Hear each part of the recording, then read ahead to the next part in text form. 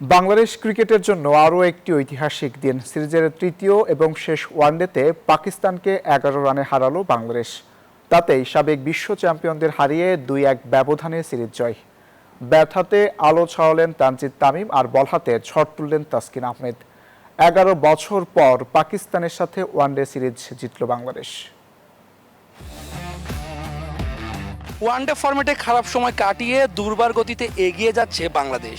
সরাসরি বিশ্বকাপ খেলতে র্যাঙ্কিংয়ে সেরা ৮-এ যে সমীকরণ টাইগারদের সামনে, সেটি নির্দিষ্ট লক্ষ্যে রয়েছে তারা। ২০১৫ সালের পর পাকিস্তানের বিপক্ষে আবারও ওয়ানডে সিরিজ জয়। সেবার হোয়াইট ওয়াশ করলো, এবার জয় ২-১ ব্যবধানে।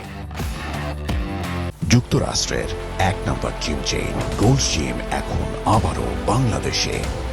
বসুন্ধরা আবাসিক এলাকা ও বসুন্ধরা সিটি শপিং মলে। হোম আপ ক্রিকেটে টসের ব্যাটিংয়ে বাংলাদেশ, ওপেনিংয়ে দারুণ শুরু। তানজিদ তামিম সাইফ হাসানের জুটিতে আসলো ১০৫, যা এই জুটিতে সর্বোচ্চ পার্টনারশিপ। সাইফকে ফিরিয়ে সেই পার্টনারশিপ ভাঙেন ক্যাপ্টেন আফ্রিদি।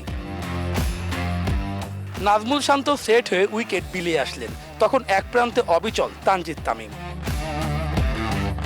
৬ মেরে পেলেন শতকের দেখা, ৯৮ বলে পেলেন আন্তর্জাতিক ক্যারিয়ারে প্রথম শতকের দেখা, ফিরে গেলেন ১০৭ রানে। তখন থেকে কমে আসতে থাকে রানের গতি। লিটন দাস ৪০ ইনিংস খেলেন, আর শেষ পর্যন্ত থেকে হৃদয় করলেন ৪৪ বলে ৪৮ রান। তাতে স্বাগতিকরা স্কোরবোর্ডে তোলে ৫ উইকেটে ২৯০ রান। হারিস রফ নেন ৩ উইকেট।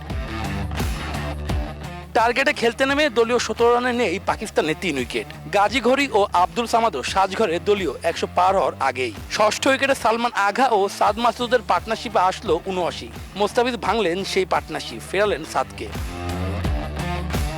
এক প্রান্ত আগলে খেলে গেলেন সালমান, সঙ্গী হিসেবে পেলেন আফ্রিদিকে। আঘা ফিরে গেলেন সেঞ্চুরি করে। তারপর দলকে টেনে তোলার চেষ্টা করেন আফ্রিদি, কিন্তু আস্কিং রানের সঙ্গে পেরে উঠলেন না। তাদের ইনিংস থামলো ২৭৯ রানে। তাসকিন একাই নেন ৪ wicket. Shubhodebnath, news 24, Mirpur Sherebangla stadium, Dhaka.